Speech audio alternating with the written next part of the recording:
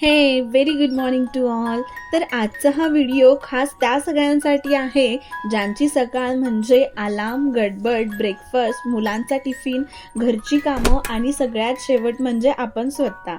खरं सांगायचं तर सकाळी सकाळी आपल्याकडे वेळ कमी असतो, पण तरीही ब्रेकफास्ट स्किप करायचा नसतो.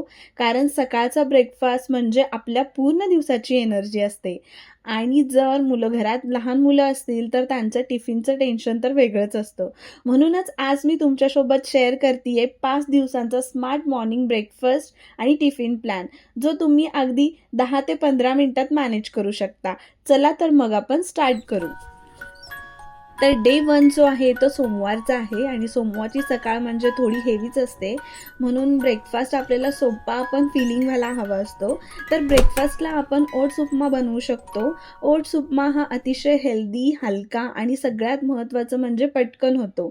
जर ओट्स आधीच रात्री आपण थोडंसं भाजून ठेवलं तर सकाळी फक्त भाजी टाका आणि पाणी टाकलं की आपला टेस्टी असा उपमा तयार होतो. आणि मुलांच्या टिफिनसाठी आपण वेज सँडविच बनवू शकतो. काल रात्री जर भाज्या चिरून ठेवल्या तर सकाळी फक्त 5 मिनिटात टिफिन तयार होतो. तर आपण वळतोय डे 2 कडं म्हणजे मंगळवारी. मंगळवारची सकाळ काहीतरी म्हणजे वेगळं खाण्याची इच्छा असते. तर आपण ब्रेकफास्टला सकाळी ब्रेड पोहा बनवू शकतो.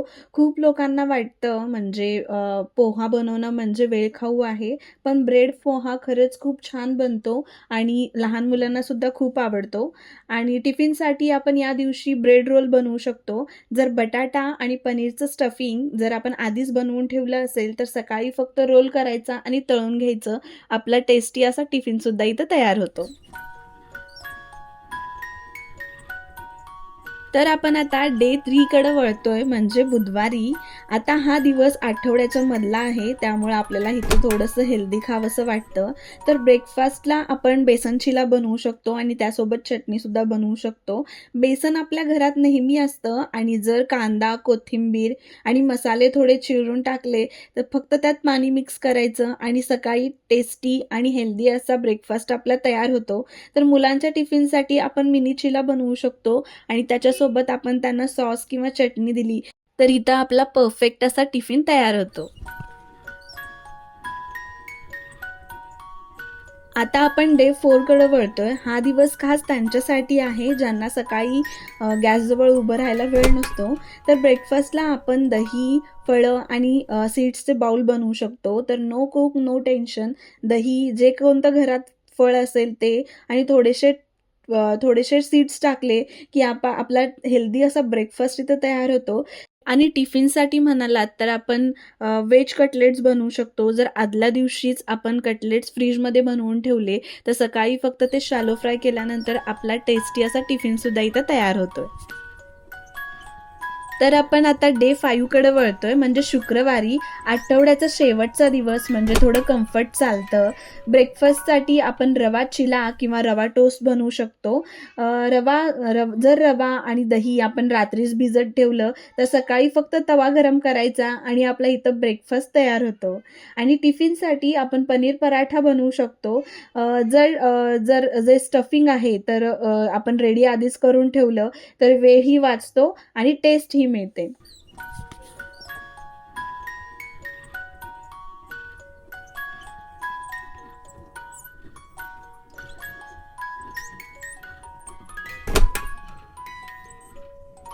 रविवारी थोडी तयारी केली की सकाळी काय बनवू हा प्रश्न मिटतो.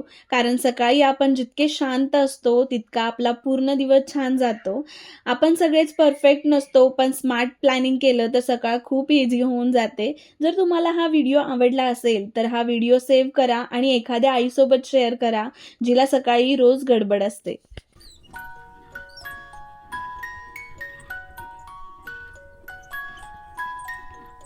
खरं सांगायचं तर सकाळ कठीण नसते, ती कठीण होते कारण आपण प्लॅनिंग न करताच उठलेलो असतो.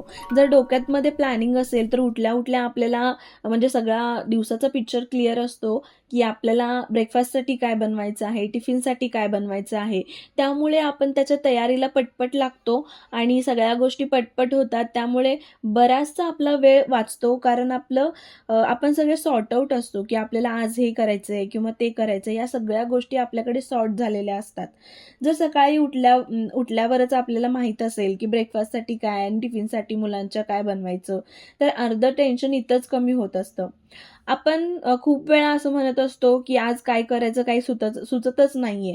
पण आधीच जर विचार करून ठेवला या सगळ्या गोष्टींचा, तर त्यामध्ये आपण एक 10 मिनिटं तरी आपले वाचवू शकतो. आता मी एक सोपं उदाहरण देते, की आपल्याला जर भात उरलेला असेल, म्हणजे प्रत्येकाच्या घरात हा भात रोज बनतोच. आणि भात खूपदा असा उरतो सुद्धा. पण आपण त्याला फक्त जेवणापुरतंच बघत असतो. पण जर थोडंसं स्मार्ट प्लॅनिंग केलं, तर तोच भात आपण ब्रेकफास्टसाठी यूज करू शकतो. तर भातापासून आपण वेगवेगळ्या रेसिपी बनवू शकतो. जसं की फोडणीचा भात बनवू शकतो, दही भात बनवू शकतो. भाताचे कटलेटसुद्धा खूप छान होतात. भाताचा पोहा बनवू शकतो किंवा भाताचे डोसेसुद्धा बनवता येतात. हे सगळं ऐकायला खूप फॅन्सी वाटतंय, पण टेस्टला सुद्धा सगळं तितकंच छान लागतं आणि 10 मिनिटात होणारं आहे.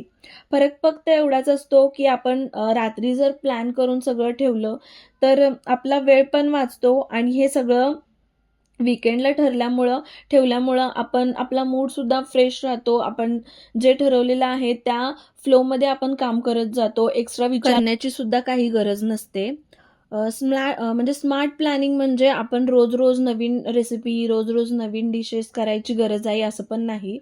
स्मार्ट प्लॅनिंग म्हणजे जे आहे त्याचा योग्य वापर करून आपण आपलं काम कसं हलकं करू शकतो, याला आपण स्मार्ट प्लॅनिंग म्हणू शकतो.